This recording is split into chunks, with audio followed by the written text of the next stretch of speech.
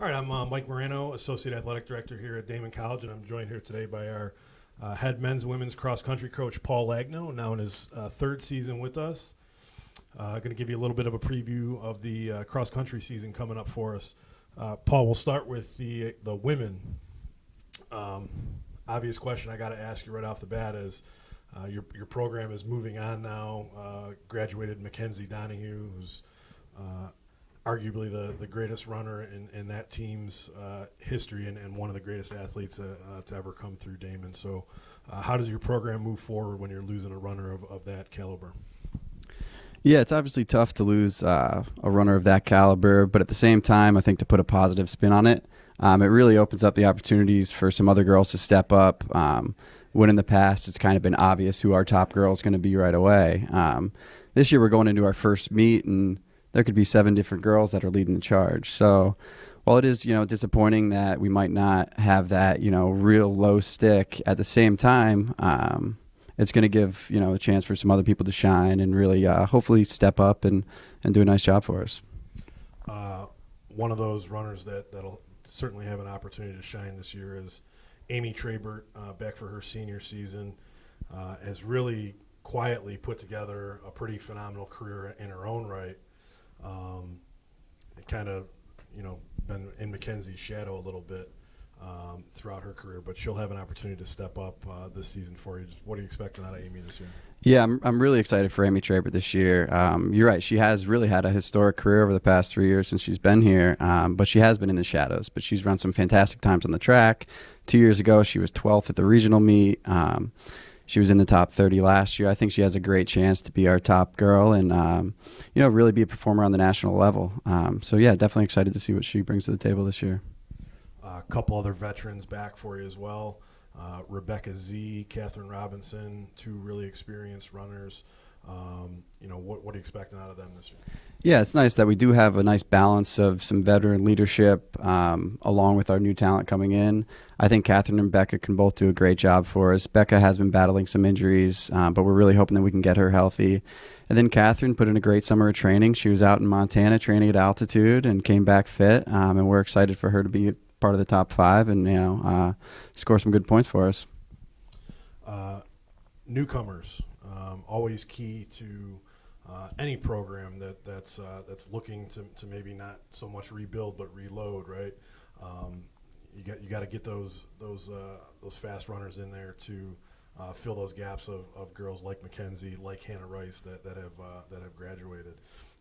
What are you expecting out of your newcomers this year? Who do you expect to really be competing for you? Yeah, we've got a whole bunch of new faces, and like was said in our preview, I really don't want to call it a rebuilding year because I think we brought in plenty of talent to replace what we left. Taya Mucha, a local student athlete from Lockport, is a great high school athlete, really a superstar on the track, and we're really hoping that can translate to cross country. Mackenzie Tubbs from Elmira, once again, has run some fantastic times and should be a top 5 contributor right away. Tara Petey and Savannah Warner, both as well, came into camp in fantastic shape, have really been leading the group since we've been here. So between those 4, I think we're going to have some pieces up front. And I think a couple teams might not realize the depth that we do have because they're new faces that they haven't seen before. But I think they're going to surprise some people. Runners up at the conference meet the last couple of seasons, 4th place at the regional meet the last couple of seasons for this team, which is incredibly excruciating because it puts you one spot out of a national tournament national championship meet berth for the entire team. What are you expecting? You're in the regional rankings to start the year, number 5 in the East. Just what are you expecting as a whole this season? Yeah, I think the number 5 ranking was right around where we expected to be because we are so unproven. On paper, I don't think we're that far behind where we were last year, but it's tough to say that until we've really gone out there and done it. So I think it's nice to start ranked, not in the top 3. There's no pressure of expecting to go to the national meet. But at the same time, our goal is definitely to get to that national championship. And, we really felt like the past 2 years we had the pieces to do it.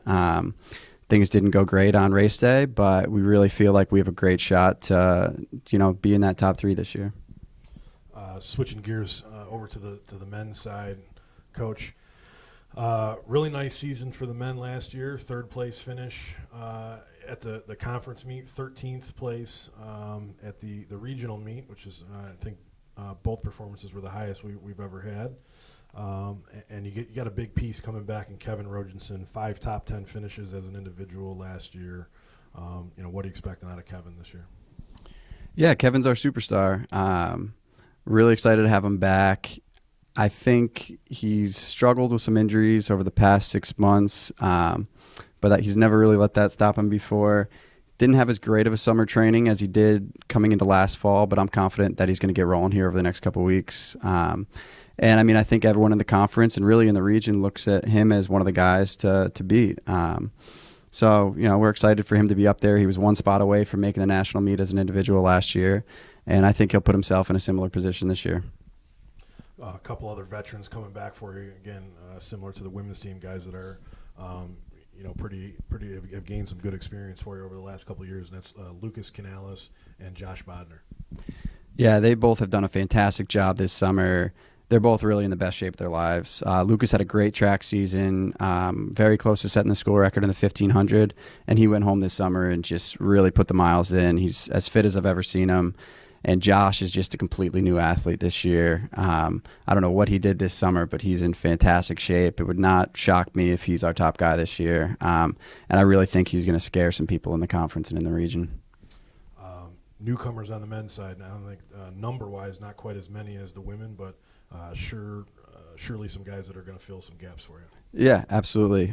Mike Swiniarski, was a little banged up this summer, but over the past week has already made a gigantic leap in fitness. He's going to be a real big piece for us. And then we have a 400, 800 meter hybrid, Alonso Rodriguez, who I'm not sure if he's going to be able to step in and be a contributor right away, but he is super talented. And once we get some endurance background with him, he's going to be a force both in cross country and on the track. Final question for you, Coach, and this affects both the men's and the women's teams. Exciting development for you guys as a program. You'll be hosting the regional meet this year over at Audubon Golf Course on Maple Road. Just what does it mean for your program to be able to host that meet, to bring NCAA Division II cross country right here to Buffalo? Oh, it's huge. I think it's huge for the program, huge for the athletic department as a whole. We're really excited to host, and I think in terms of our own competitiveness, it's going to be incredible to have the regional meet right in our backyard. The kids will sleep in their own beds. We'll take the vans over there. We'll get to preview the course in September at the UB Stampede Invite. I actually ran the course the last time that regionals was hosted here. It's a fantastic course, very spectator friendly. I think it'll be great for all of Western New York to really bring cross country back to this region. So yeah, we're super excited. Can't wait for that. Okay, that's really far down the line, getting into the first weekend in November.